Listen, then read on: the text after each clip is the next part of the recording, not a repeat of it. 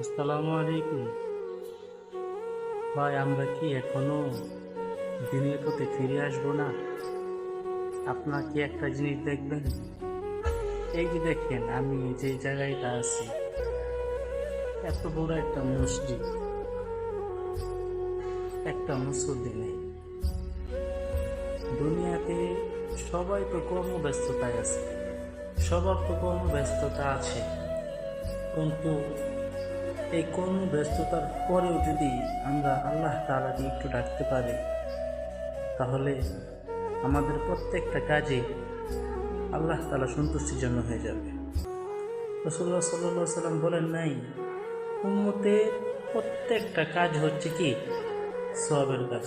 যদি তুমি জায়গা বুঝো, তাহলে তুমি একজন রাস্তা দিয়ে তুমি হাইটে যাইতেছো, রাস্তা থেকে যদি তুমি একটা পাথর সরায় দাও, এই নিয়তে সরাও যে আমার কোনো মুসলমান ভাই পড়ে গিয়ে ব্যথা পাবে, এই উদ্দেশ্যে যদি সরায় ফেলো, তাহলে এটাও তোমার একটা সওয়াবের কাজ। সুতরাং আমাদের বুঝতে হবে, এই যে মসজিদটা, এত বড় মসজিদটা ফাঁকা, একটা মুসল্লি নাই, 15তে নামাজ। এখন কত বাজে দেখছেন? এই দেখেন 14 বেজে গেছে, একটা মুসল্লি নেই। আমরা কি এখনো মানুষ হব না? কবে আমরা মানুষ হব বলেন ভাই, কবে? একটু ফিরে আসো না খোদার প্রতি।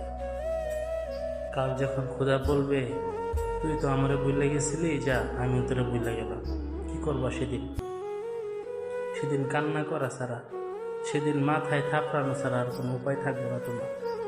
এখনো সময় আছে ভাই, ফিরে আসো, নামাজ পড়ো, নামাজ পড়ো, নামাজ পড়ো।